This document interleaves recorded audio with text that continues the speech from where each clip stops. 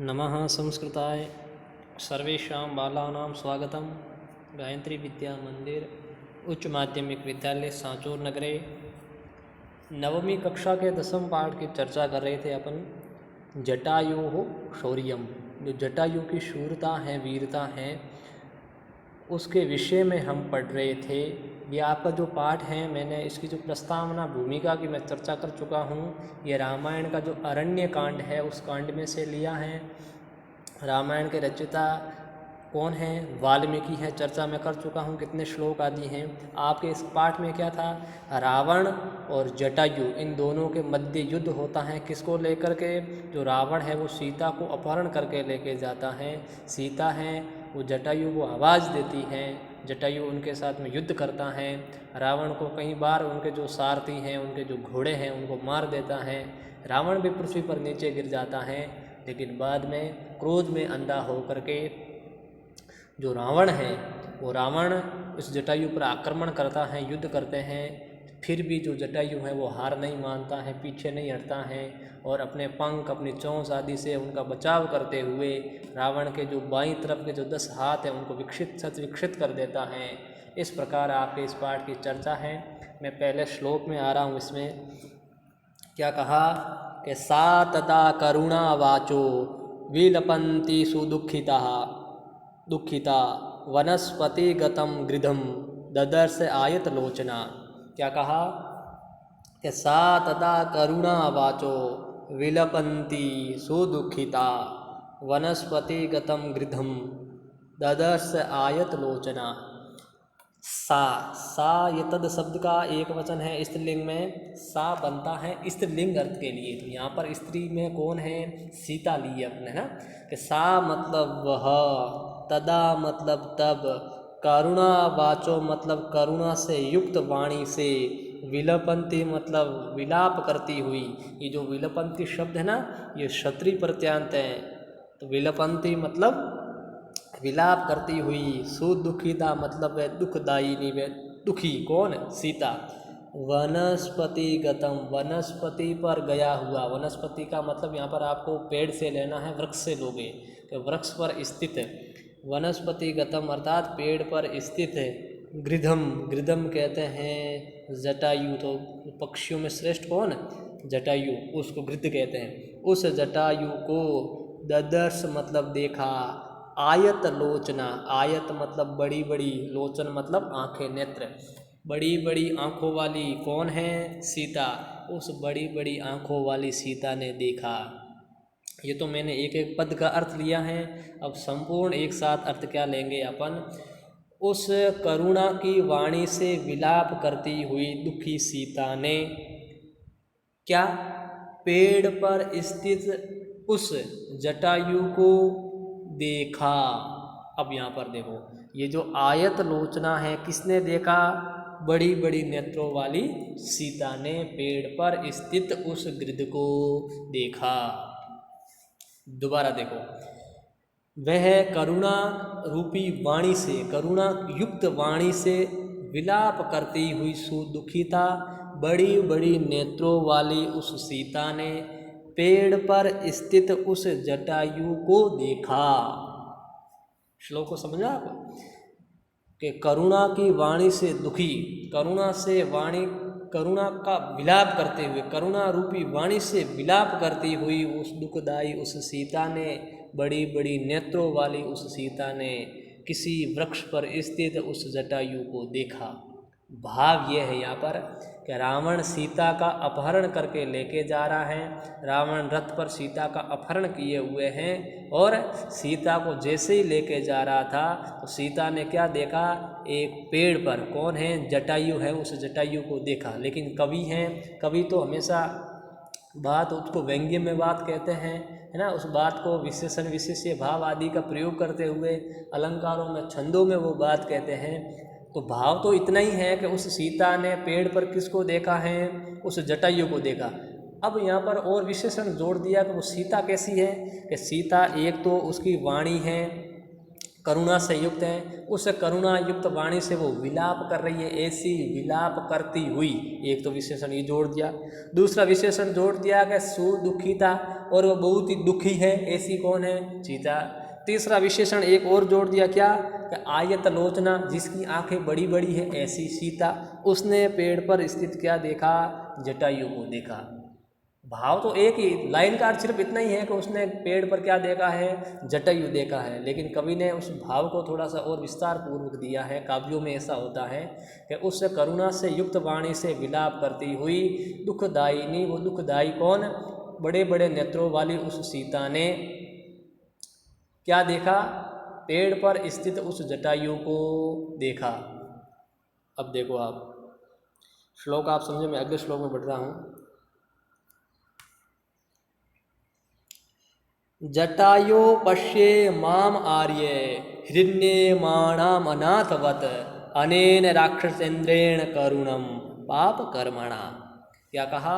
जटायो पश्ये माम आर्य, देखो संधि विच्छेद कर रहा हूं मैं, माम आर्य हिरण्यमाणाम अनाथवत अनेन राक्षस इंद्रेण करुणम पाप कर्मणा। क्या कहा? जटायु मतलब हे जटायु, पश्ये मतलब देखो, मां मतलब मुझको, आर्य मतलब हे आर्य। देखो हमेशा संबोधन के लिए अपन किसी को संबोधन करते हैं, अच्छे वचनों से करते हैं, वहाँ पर आर्य शब्द का प्रयोग करते हैं ज़्यादातर।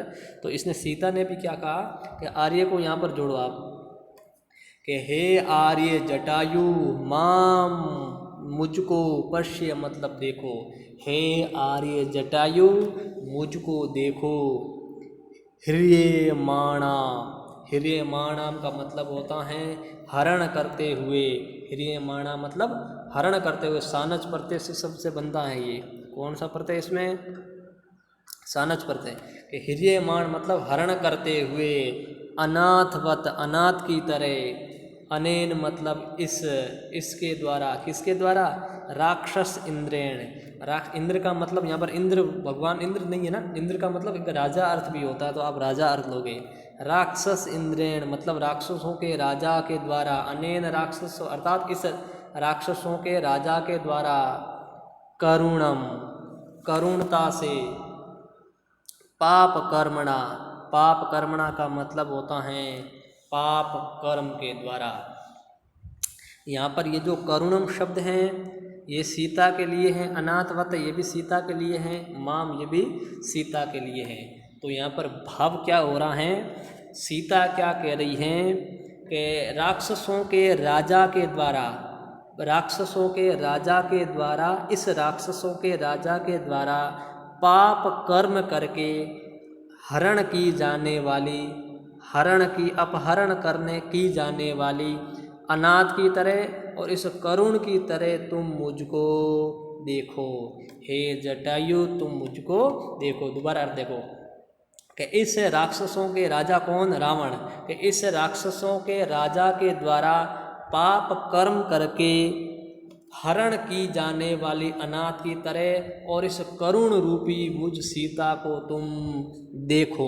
ये किसको कह रही है? ये उस जटायु को कह रही है। सीता ने सबसे पहले जटायु, ऊपर वाले श्लोक में क्या बताया था, वहाँ पर उसने जटायु को देखा है। अब यहाँ पर स्वयं क्या कह रही हैं? अब जटायु को आवाज़ लगा रही हैं कि मुझे तो भाव इतना ही है यहाँ पर कि हे जटायु ये मुझे लेके जा रहा है और तुम मुझको देखो, बस इतना ही अर्थ है। लेकिन कवि ने थोड़ा सा बड़ा चढ़ा कर कह दिया है।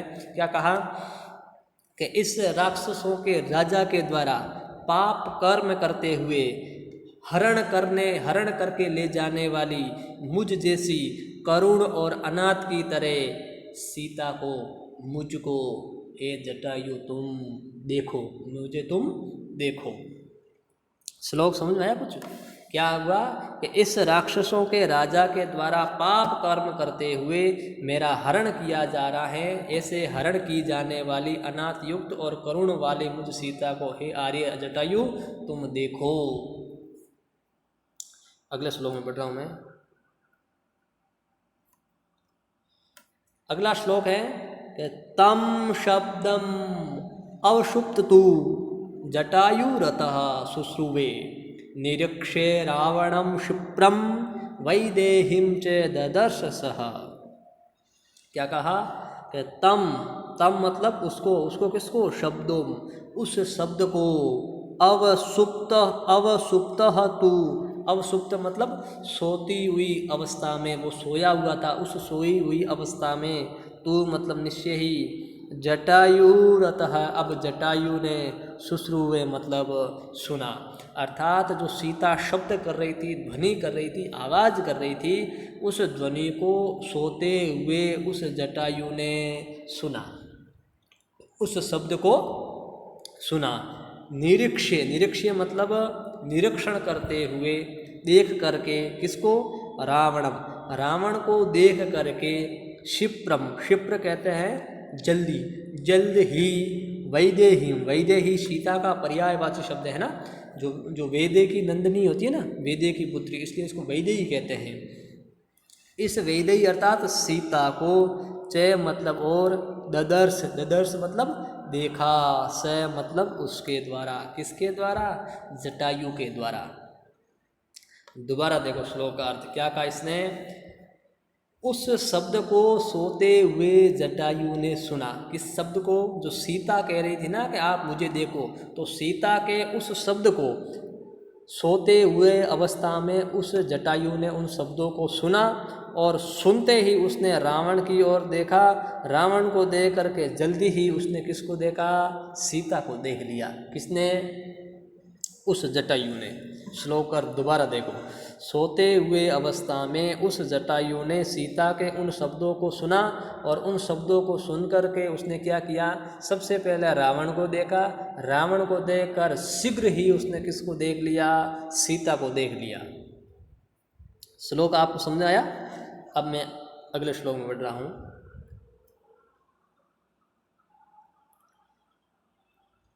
अगला श्लोक देखो, कि ततः पर्वत श्रृंगाभ तीक्ष्ण तुंडः खगो उत्तमः वनस्पतिगतः श्रीमान व्याजहारे शुभाम गिरम। क्या कहा, ततः, अब उसके बाद में, अब क्या हुआ, अब जटायु ने किसको देख लिया है भाई, सीता को देख लिया। अब जटायु यहाँ पर कुछ आवाज़ कर रहा है, कुछ वाणी कह रहा है, उसके विषय में कह रहा है। ततः उसके बाद, पर्वत श्रृंगभ, पर्वत श्रृंगभ का मतलब होता है पर्वत की जो श्रृंग अर्थात सबसे जो ऊंची जो चोटी होती है, भ मतलब उसकी तरह जो शोभायमान है। आपने पर्वत देखा हो ना, पर्वत की सबसे ऊंची वाली जो चोटी देखते हैं तो वो चमकती है ना, तो उस पर्वत की ऊंची चोटी की तरह जो चमकीला है, उसकी तरह जो सुशोभित है, शोभायमान है, और तीक्ष्ण तुंड है। तीक्ष्ण तुंड मतलब जिसकी तुंड, जिसकी चोंच कैसी है, तीक्ष्ण मतलब तीखी है, जिसकी चोंच तीखी है, ऐसा। खगो उत्तम है, खगो उत्तम मतलब खगेशु उत्तम है इति खगो उत्तम, जो खगों में, पक्षियों में जो उत्तम हैं, श्रेष्ठ हैं, उसको कहते हैं खगो उत्तम। वनस्पतिगत है अर्थात उस वनस्पति पर बैठा हुआ, उस पेड़ पर बैठा हुआ। श्रीमान, श्रीमान यहाँ पर किसके लिए आया है, उस खगोत्तम के लिए आया है, उस पक्षीराज के लिए आया है। व्याजहार, व्याजहार का मतलब होता है कहा। क्या कहा, शुभाम गिरम, शुभ वाणी को कहा। शुभ गिर का मतलब होता वाणी, शुभ मतलब अच्छी, अच्छी वाणी को कहा। दोबारा देखो कि उस ततः मतलब उसके बाद, पर्वत की चोटी की तरह चमकीले और तीखे चोंच वाले और सभी पक्षियों में श्रेष्ठ, और उस पेड़ पर बैठे हुए उस श्रीमान कौन, जटायु, उस जटायु ने अपनी सुंदर वाणी में कहा, अपनी सुंदर वाणी कही, अपनी अच्छी बात कही। श्लोक समझाया आपको। ततः मतलब उसके बाद, पर्वत की चोटी की तरह चमकीले और तीखे चोंच वाले और पक्षियों में सबसे श्रेष्ठ वनस्पति या पेड़ पर बैठे हुए उस श्रीमान ने, उस जटायु ने अपनी सुंदर वाणी कही, अपनी अच्छी बात कही। व्याजहार मतलब कही, क्या कही भाई, शुभाम गिरम, शुभाम गिरम मतलब शुभ है गिर जिसकी, अर्थात शुभ गिर, शुभ मतलब अच्छी, गिर मतलब वाणी, अच्छी वाणी को उसने कहा। किसने, उस जटायु ने। अब इस श्लोक का भाव इस छोटी सी लाइन में, अगर एक लाइन में भी मैं, आधी लाइन में भी अगर मैं कहूँ तो इसका अर्थ क्या है, वो जटायु बोला, बस इतना ही है, वो जटायु बोला।